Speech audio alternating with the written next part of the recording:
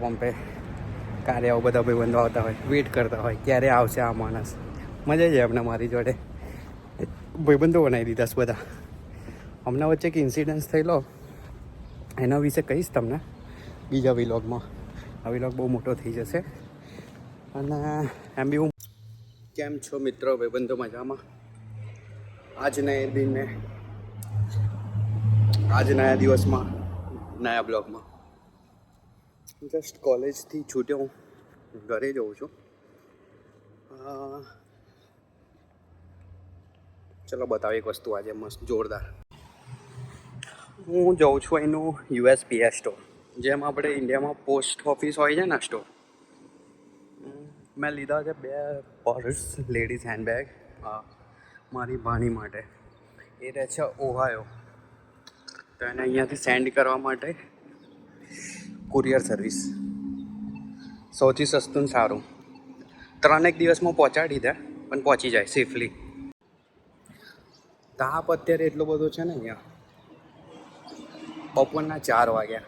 Usually આટલો જોવા ના મળે, પણ કોઈ વાર જોવાઈ જાય. પબ્લિક ખાલી જ છે, કોઈ નહીં. અહીં કોઈ ફરતું મળે નહીં તમને જોવા. સુમસાન દેખાય છે ને, ખાલી એકદમ. આ ઘર અહીંયાના છે. આ એરિયા થોડો પેલો છે, આપણે ઇન્ડિયામાં કહે ને પછાત થાય. અહીંના લોકો મુદ્દે કે પેલા જે હોય ને લોઅર ઇન્કમવાળા, નહીં બી સસ્તા હોય મકાન રેન્ટ પર, પણ રહેવાય નહીં. મોસ્ટ ઓફ બધા કાર્ય હોય અહીંયા આજુબાજુ. અહીંયા કેવું છે કે અમુક એરિયામાં જોઈને રેકોર્ડિંગ કરવું પડે. અમુક જગ્યાએ હું રેકોર્ડિંગ ઓફ કરી દઉં. અહીં બધા કેવા સટકેલા મગજના. આપણે ત્યાં તો બધા રાતે નશામાં ધૂત હોય ને, અહીં તો દિવસ ઉગે ત્યારથી જ બધા ફૂલ. દારૂ નહીં, દારૂનો નશો તો આ લોકો માટે બેઝિક છે. અલગ જ પ્રકારના નશા ચાલે આ લોકોને અહીંયા. એટલે અમુક એરિયા થોડું જોઈને રેકોર્ડ કરવું પડે. બતાવું તમને, ડિસ્કવર કરે આખું અમેરિકા આપણે, ફેરવું તમને. લાઈક કોમેન્ટ કરું તમારા પર છે, ખાલી સબસ્ક્રાઈબ કરી દો, મજા આવશે. આજે હું જોઉં છું ને, મસ્ત છે આજુબાજુ ઝાડ, ગાર્ડન, કેફે, અહીં હોસ્ટેલ જોવું છે. એના લીધે આ એરિયા થોડો ઠીક છે. બાકી અહીં તમે ચાલીને ફરો ને તો મજા આવી જાય. આખું એક્સપ્લોર બી થાય અને દરેક એરિયા વિશે તમને ખબર બી પડે, કયા એરિયામાં શું છે, કેવું છે. BMW ગાડી, મિની BMW. આપણે ટાટા નેનો કેવી જાય એવી જોઈ. આજે નીકળ્યો છું તો જોડે 2 કામ પતી જશે. બીજું બી એક છે કામ, ડોક્યુમેન્ટ મોકલવાના છે ઇન્ડિયા. તો USPSમાં જોડે એ બી થઈ જશે બંને. ઓહાયો સેન્ડ કરવાનું છે, એ બી કુરિયર થઈ જશે ને ઇન્ડિયામાં બી. બતાવો તમને, ચલો કેવી રીતે અહીંયા હોય છે. સિમ્પલ પ્રોસેસ હોય છે, કંઈ નહીં. અને કેટલો ચાર્જ હોય છે એ બતાવો. આ ઇન્ડિયન સ્ટોર આપણો પંજાબી ઓનર છે, પણ બધી ઇન્ડિયાની વસ્તુ મળી જાય તમને અહીંયા. આપણા ઘરથી નજીક જ છે, તો કોઈ વાર શોપિંગ કરવા માટે આવજો તો અહીંયા આગળ. બાકી તો સૌથી સસ્તું તો આપણે ત્યાં પટેલ બ્રધર્સ. એના કરતું સસ્તું ઇન્ડિયન ગ્રોસરી બીજું કંઈ ના મળે આખા અમેરિકામાં. એ સ્ટોરનો બનાવીશું વિલોગ એકવાર, જઈશું ત્યાં આપણે. અહીંયા છે ને સ્પ્રિંગ, આપણે ઉનાળો ચાલુ થાય ને, અહીંના ઝાડ જ એવા, ખબર નહીં, કલરફુલ છે. તમે યુએસમાં કંઈ બી જાઓ, everywhere pink, white, orange, yellow, મસ્ત છે. આ એરિયા બી સારો છે, સ્ટુડન્ટ એરિયા છે. અહીં બધા પેન યુનિવર્સિટીના સ્ટુડન્ટો વધારે છે. આવી રીતે તમે ફરી મીન્સ કે ચાલીને ફરો ને, ખાસું બધી વસ્તુ એક્સપ્લોર કરી શકો. વસ્તુઓ જોડે એરિયાના આજુબાજુ એરિયામાં શું મળે છે એ બી તમને ખબર પડી જાય.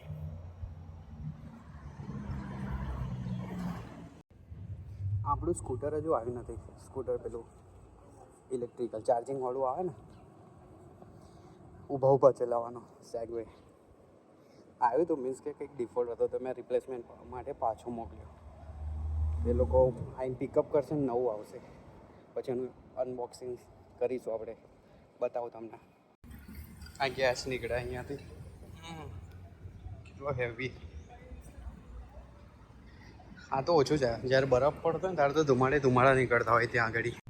ગુંબટ જેવું છે, ગુંબટ.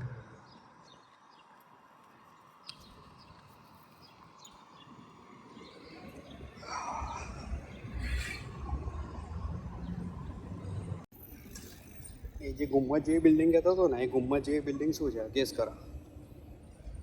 યુનિવર્સિટી છે, પેન યુનિવર્સિટી. એની જે મેજર 4 યુનિવર્સિટી છે ને એમાંની એક. એ 4 યુનિવર્સિટીના નામ મારા આગળના વિડીયોમાં હશે, જે વિઝા ઇન્ટરવ્યૂ પર બનાવેલો છે ને એ વિડીયોમાં જોજો. 4 યુનિવર્સિટી પેન્સિલ્વેનિયાની અહીંયા છે, ફિલાડેલ્ફિયામાં. અને 4ની રેપ્યુટેશન સારી છે. તમને ત્યાંનો ઓફર લેટર મળી હોય I-20 તો તમારા 50% વિઝા તો પાકા એમાં. આજે આપણે જઈએ છીએ ને અત્યારે પેન યુનિવર્સિટીના કેમ્પસમાંથી જઈએ છીએ. અહીંયા એવું હોય છે, યુનિવર્સિટીનું કેમ્પસ રોડની એક સાઈડ હોય, આ સાઈડ હોય. ભવિષ્યમાં પાસ્ટમાં પહેલાં બની ગયું હોય, જે આપણે ઇન્ડિયાની જેમ વચ્ચેથી રોડ નીકળ્યો હોય, કંઈક થયું હોય, એટલે ડિવાઈડ થઈ જાય બે કેમ્પસમાં. દરેક જગ્યાએ આવું રહેવાનું.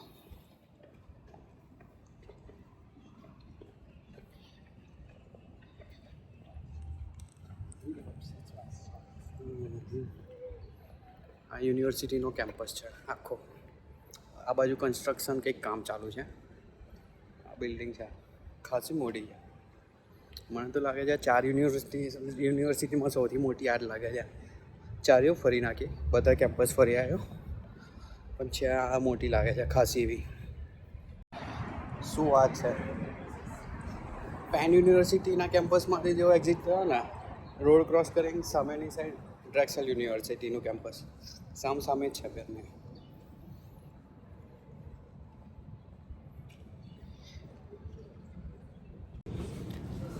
તો આપણે ફેડેક્સમાં આવી ગયા છે. એ પહેલાં તો કંઈક $40 જેવો ચાર્જ કર્યો, પછી $20 પૈકીને $20 મોકલવાના, તો બહુ મોંઘું પડી જાય. મેં કહ્યું કોઈ બીજું લો તો બોક્સની સાઇઝ પ્રમાણે હોય, તે લોકો કંઈક મોટા બોક્સમાં કેલ્ક્યુલેટ કરતા હતા. તો પછી કંઈક મેં કહ્યું સજેસ્ટ કર્યું નાનું બોક્સ કંઈક એવું હોય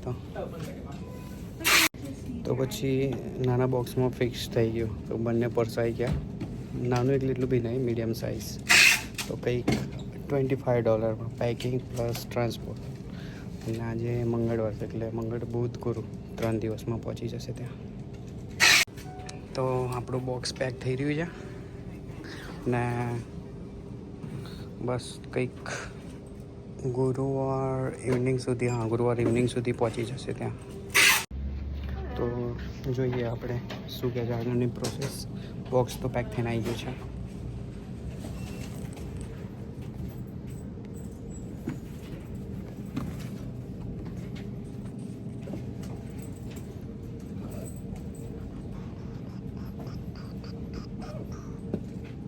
So it is reached at the destination on Thursday, right?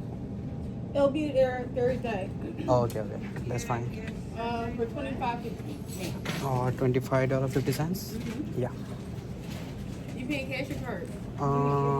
I paying the card. Okay. Do you have your ID? ID? Yeah. Finally આજે પાર્સલ બી થઈ ગયું. 2-3 કામ હતા એ બી પતી ગયા. ખાસું ચાલે આજે. 1-1.5 કલાક જેવું વોક કર્યું. ફાઇનલી ચલો મસ્ત જ્યુસ લઈએ આપણે. પિના કોલાડા $5 છે અહીંયા.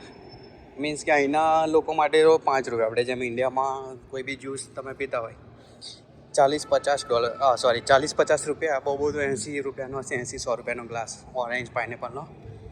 પિના કોલાડામાં તમને ખબર હશે યુઝ્યુઅલી પાઇનેપલ અને કોકોનટનું કોમ્બિનેશન હોય છે. સારું છે જ્યુસ.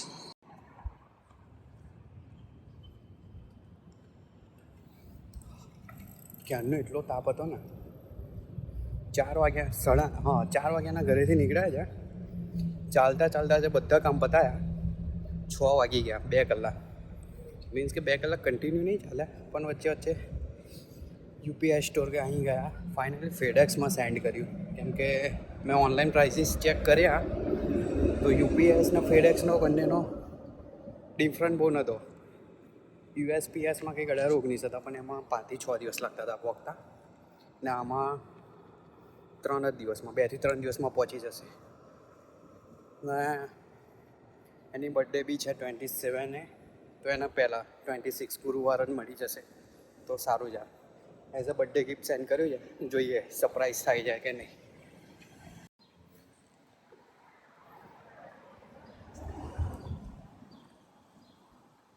કાલે તો રજા છે કોલેજમાં, કાલે જવાનું છે. બીજે દિવસ છે લેક્ચર, પણ બપોર પછી છે, 2 વાગે છે એટલે વાંધો નહીં આવે, મોડા સુધી સૂઈ રહીશું.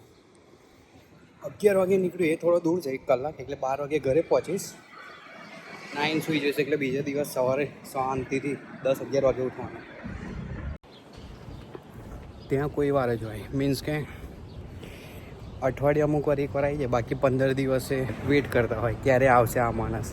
મજા જાય અમને, મારી જોડે ભાઈબંધો બનાવી દીધા બધા.